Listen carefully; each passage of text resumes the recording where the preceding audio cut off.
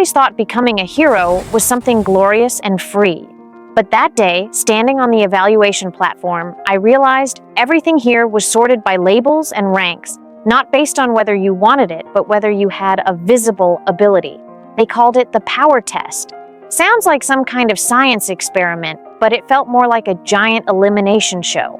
You step up, show what you can do, and then wait while they decide your whole future with a few words: hero or assistant.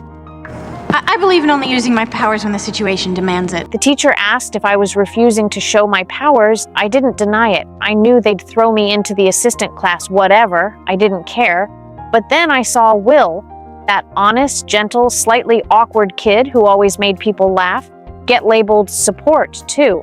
And for the first time, I felt this deep, burning anger. The nurse said he might never have powers, that he's like the pilot of a sky bus, always sitting at the controls, but never really flying.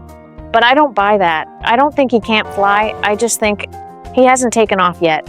He's the kind of boy who shines late, not because he's slow, but because he's not in a rush to let others decide who he is.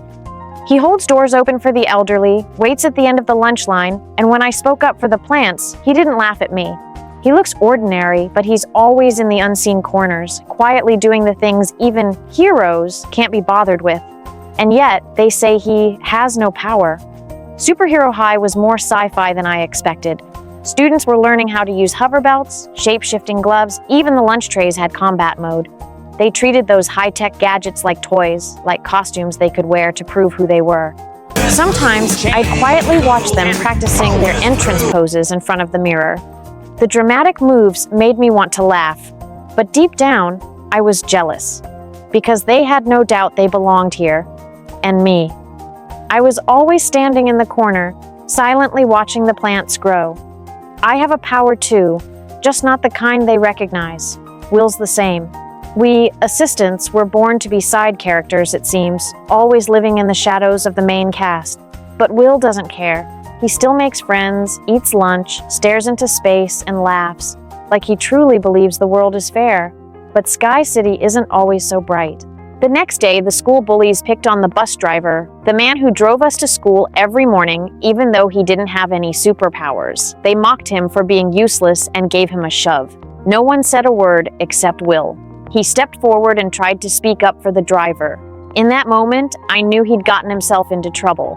The teachers, the students, even me, we all instinctively held our breath. We knew this wasn't going to end well, but he stood there anyway, like a young tree that refused to bend in the wind. At lunch, the bullies came for revenge. They tripped Will and dumped his whole tray of food all over Warren.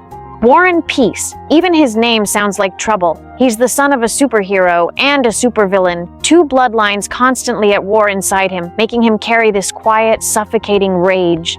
And Will? Will reminded him of the root of that rage, because Will's dad was the one who put Warren's dad in prison, so Warren hurled a fireball at him right there in the cafeteria, not caring who else might get hurt.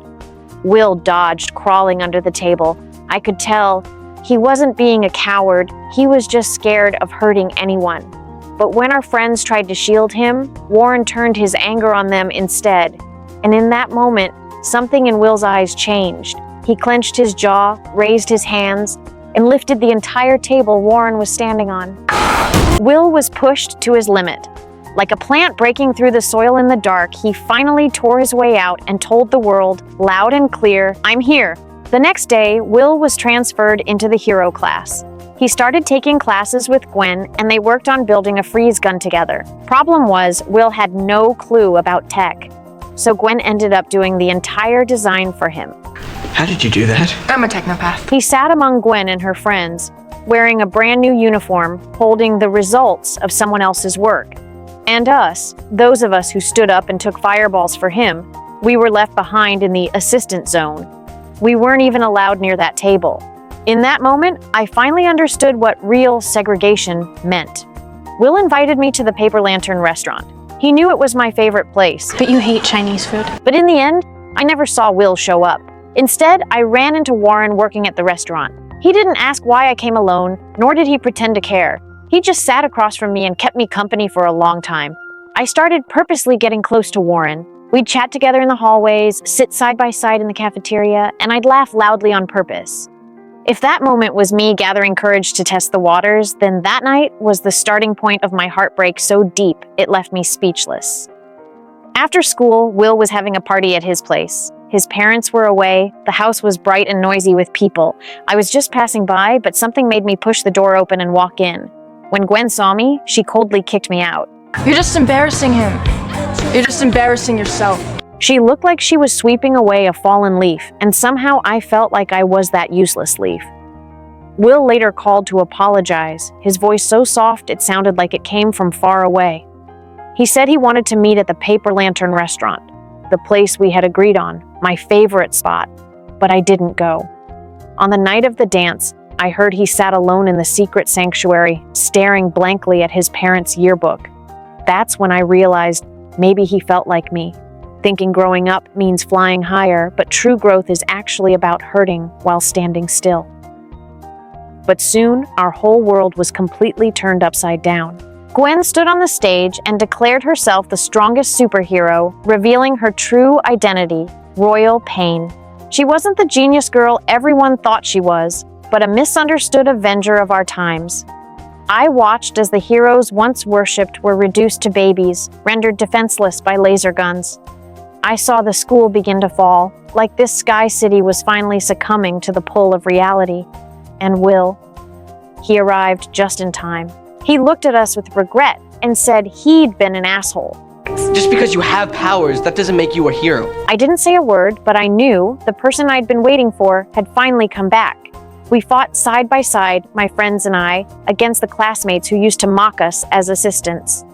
The clone girl approached with a sneer, closing in as if she could toy with me at will. Each of her copies was full of aggression and sarcasm, as if to remind me, you're completely powerless, until she slapped me, dead wrong. In that instant, anger, fear, pain, and some indescribable power exploded inside me. I closed my eyes and reached out my hands. I heard the earth trembling, roots awakening. Plants burst from the ground, wrapping around her copies, twisting and binding them like vines, choking a nightmare, pinning her down. Bright green life bloomed in the night. For the first time, I unleashed real power. Not to show off, not for anyone's approval, just to protect. And Will, the boy who was once doubted for having no powers, was now holding up the entire campus with his flight ability. He was nearly exhausted, and I stood on the ground watching, my heart pounding like it would burst out of my chest. But he kept going until our team managed to shut down the device, the anti-gravity system was restored, and the campus stabilized. At that moment, tears welled up in my eyes. It's not because he saved the world, but because he finally believed in himself. We defeated Gwen. She was locked up in detention, then sent to prison. Teachers and students finally saw our strength and stopped calling us sidekicks. They saw that even without flashy capes, we could carry the weight of justice. And I finally understood. True superpower isn't how much weight you can lift or how high you can fly.